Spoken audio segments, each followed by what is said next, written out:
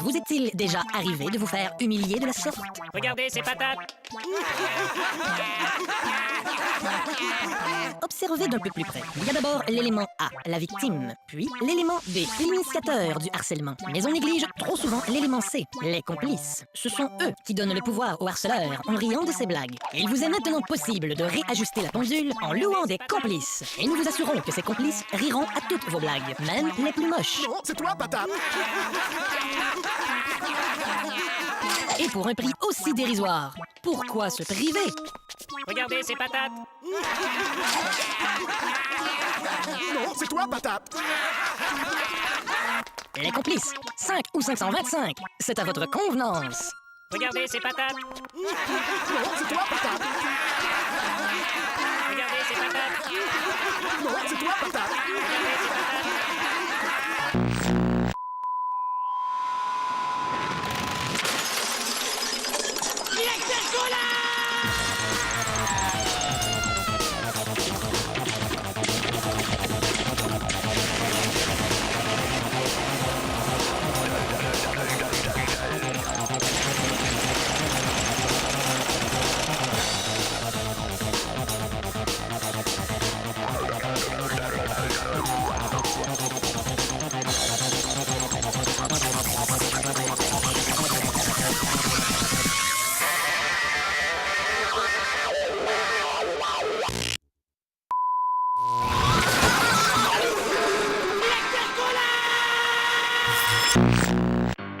L'histoire des grands studios de cinéma.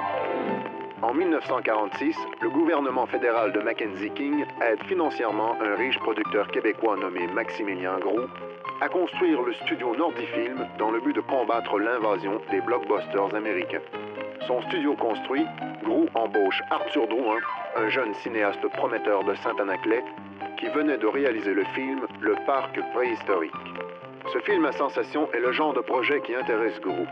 Celui-ci s'empresse d'engager Drouin pour qu'il réalise un nouveau film, mais cette fois entièrement financé par le studio de Groulx. 2 ans plus tard, le film de Drouin intitulé Jour de Confédération sort au grand écran. Voyant la destruction d'Hiroshima et de Nagasaki, des extraterrestres s'emparent de la planète pour éviter que le monde ne tombe dans une course à l'armement nucléaire. Dès sa sortie, le film connaît un immense succès et Drouin est consacré génie.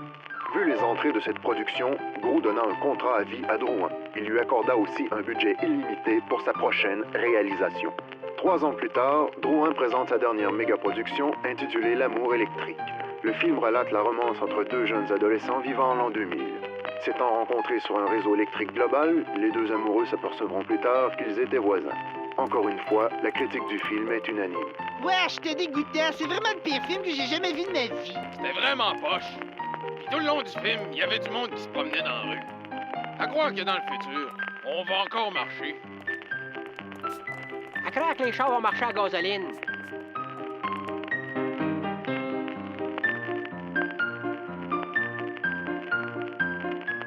L'amour électrique est un échec financier.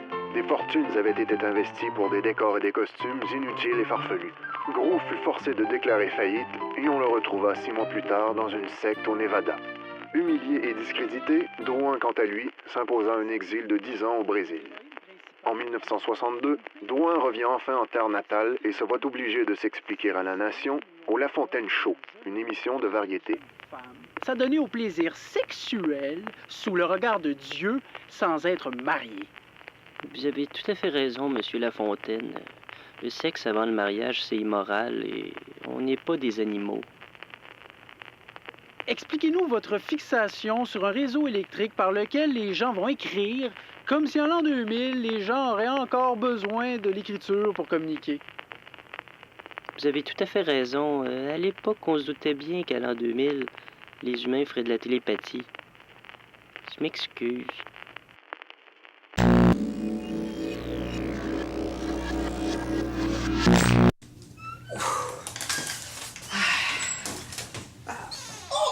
Bonjour, je suis Steve Carnival, le cascadeur.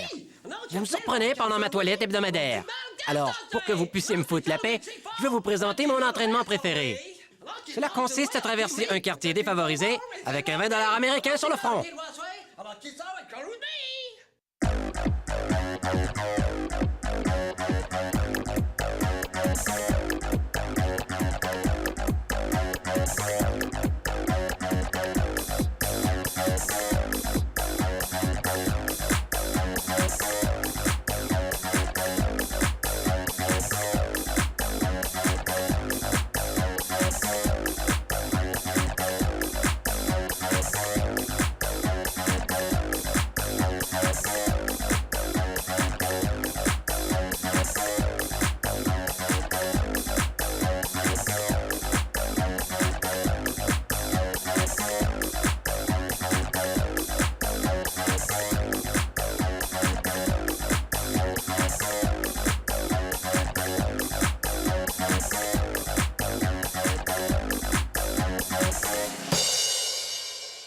c'est de justesse, mais c'est réussi. 2 fois bravo à Steve Carnival et son équipe. Adios!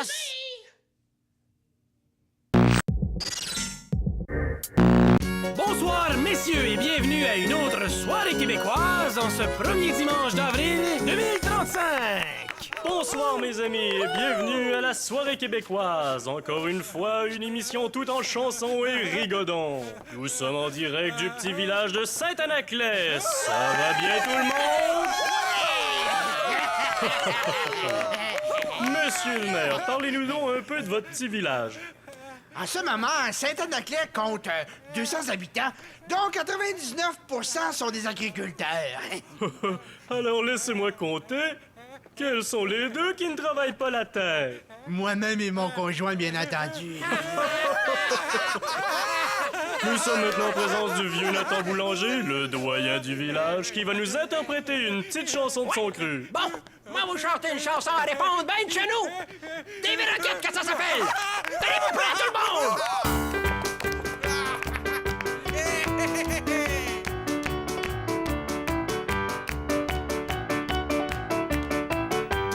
David Rocket sans son armure a l'air d'un gars tranquille.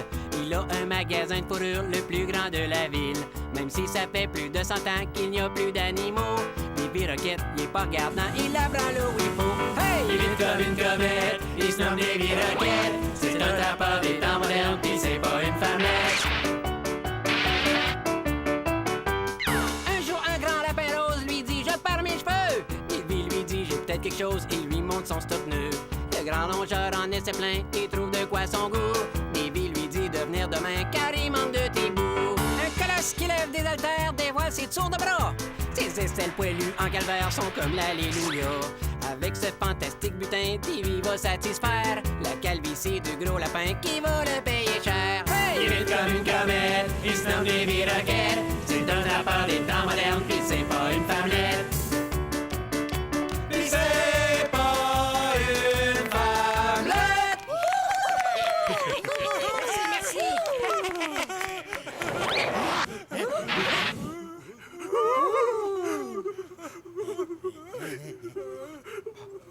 Excusez-la!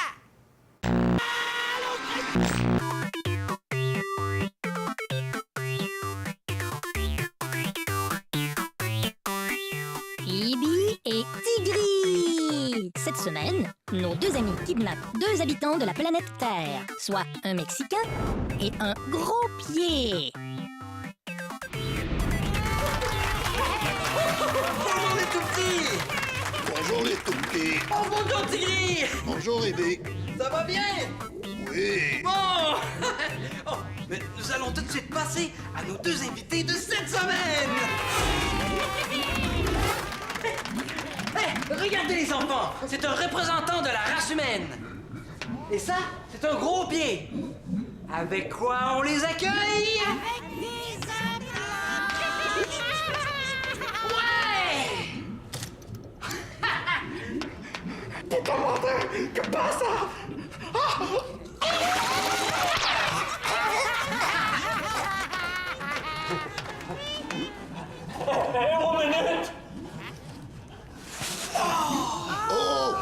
Regardez les enfants! C'était un canular!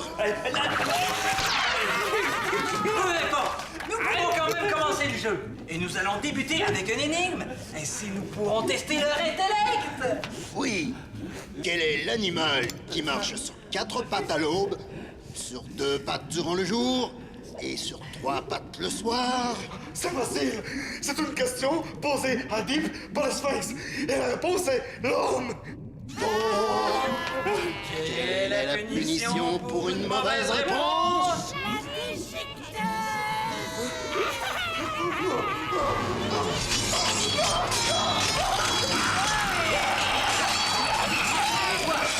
Tu crois connaître la vraie réponse?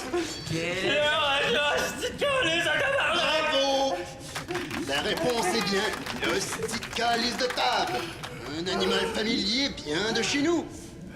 Alors, cet humain a réussi à passer à travers la première étape. Il peut maintenant aller à la deuxième partie du jeu. Mais d'abord, le dessin animé. Atrocino, s'il vous plaît.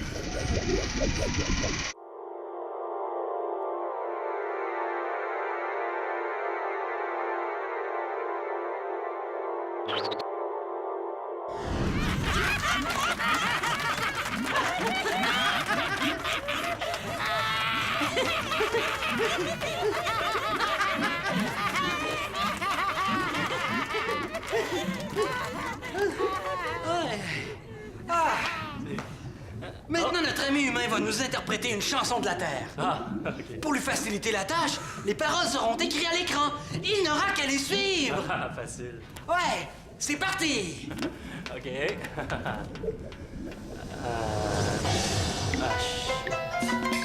OK.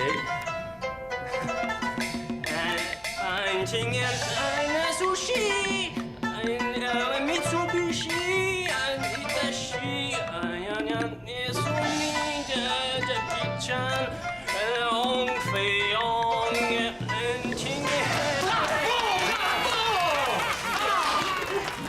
Qu'est-ce que notre ami se mérite pour avoir réussi l'épreuve? Oh oui, la tordeuse intestinale. Oui, c'est ça! La tordeuse intestinale!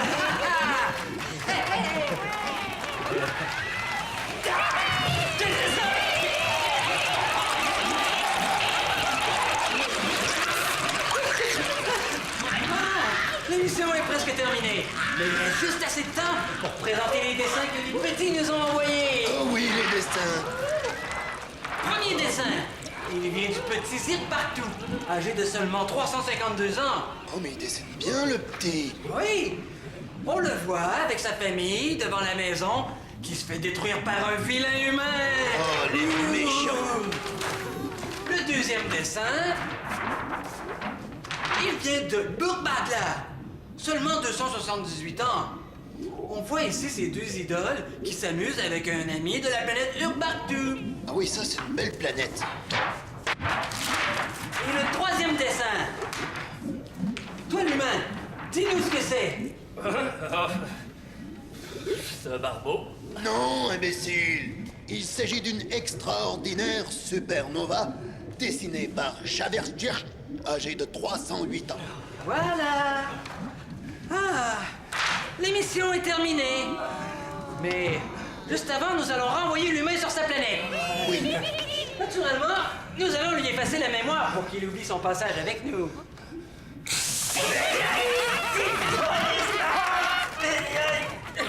Vous êtes qui? Regardez les enfants, nous allons lui jouer un tour.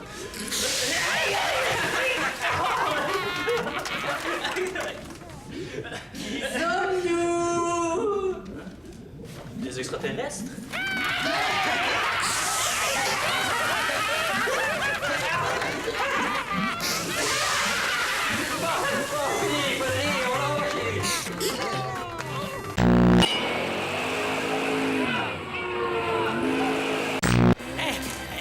Monsieur, c'est pourquoi le masque, monsieur? Monsieur, le masque, c'est pourquoi?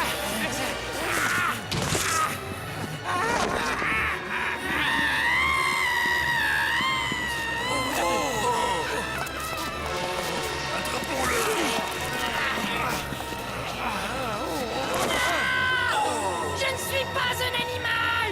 Je suis un fromage!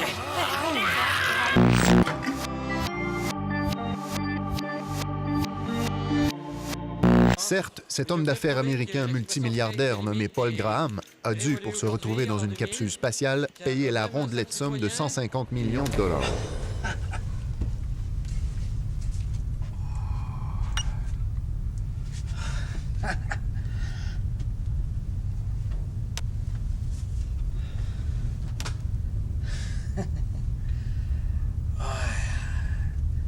Quand je pense à ces pauvres types qui vivent sur cette boule bleue et qui ne verront jamais de l'espace. Je crois que je peux maintenant mourir en paix. Je ne verrai plus jamais rien d'aussi beau. Eh mais... Je sais pas si vous avez déjà remarqué, mais... On dirait qu'il y a comme une tache brune dans l'océan. Ah, ça, c'est le déversement résiduel d'une de vos usines, regardez. Ah oui? Elle est située juste à proximité, là, de la tache. Ah oui!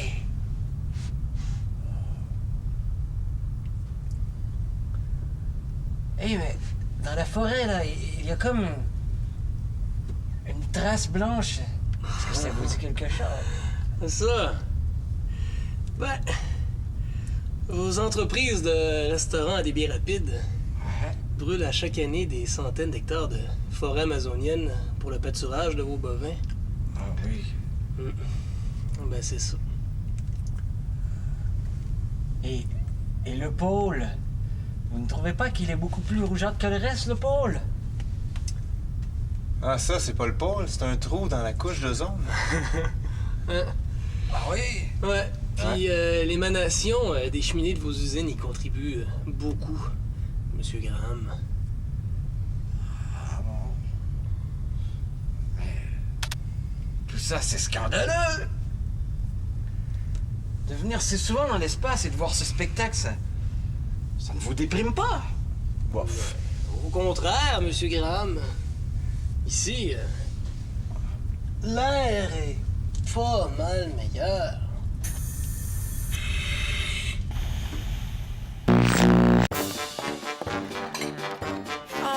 Bruczny, bruczny. Oj. Małatowia, Jahir Tatasiewicki, wyzim babajer krączkieżby brazolon. Mange bigos glutamatici sambon. Solagis, norma saucis, barbarem mesotis. Norma saucis gorgalis de jikse de mofas. Askerovia papajic, mares baba chico. Congratulalo krem la confo. Popashir, pomozoki. Askerovia papajic, envoyaché gastranicia, la de golgot astronodia golgarati podlagot. Pour les céroles, nașe în brec e pour l'amour. Plus trănici, la soa. Tosta hana nanium, prănăjir și văd pait. Oșne voșnu, la vastonia brâșnet. Senil de capitalist, mașmalo pasporișkov, ticin samban. Idov, i văd capit paie ceong, la mau. Pour les céroles nașe în brec e pour l'amour.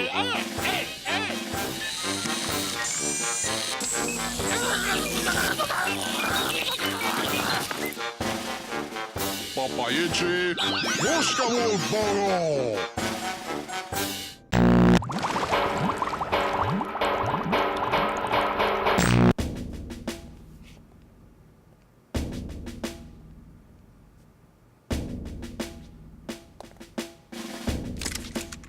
Bonne chance, petit. Au suivant, sur la ligne.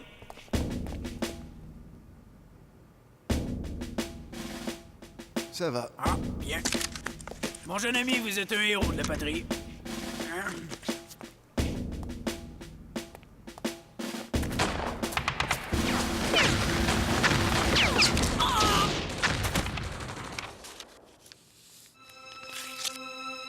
Docteur.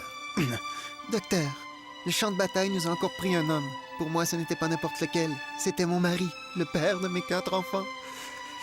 Je vous implore de faire preuve de pitié et de ne plus faire d'orphelin. Je m'adresse à vous parce que vous avez du cœur. Mais que vais-je...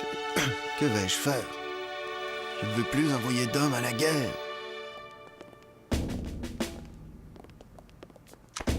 Sur la ligne.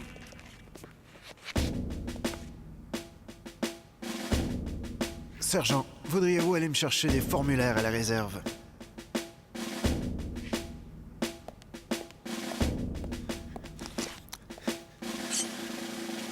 Allez les gars, posez tous vos index sur cette table.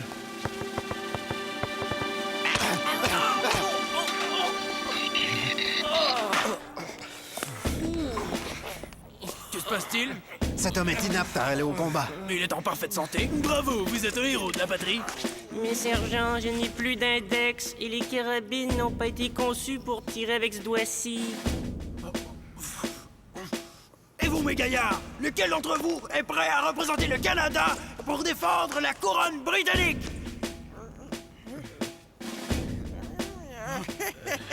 Ce jour-là, des conscrits québécois inventèrent un nouveau symbole de contestation.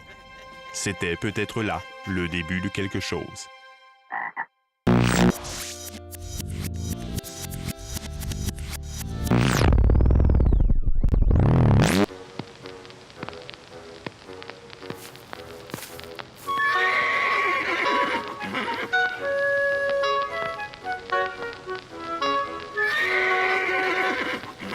Et qu'est-ce que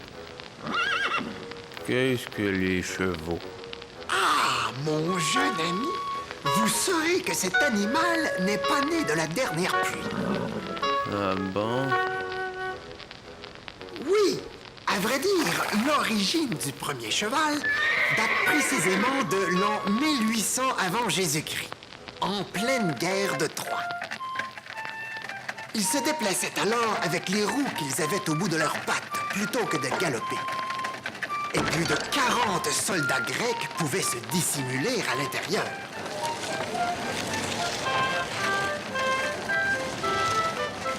Les combattants cachés de la sorte pouvaient ainsi pénétrer subrepticement dans une ville fortifiée telle celle de Troie afin de pouvoir tout saccager. Dans leur évolution naturelle, les chevaux ont énormément changé et leurs solides armatures en bois se sont transformées. Paradoxalement, les chevaux contemporains, vu leur petite taille, ne peuvent loger au plus que 2 personnes, ce qui permet, dans le meilleur des cas, d'aller saccager la maison du voisin.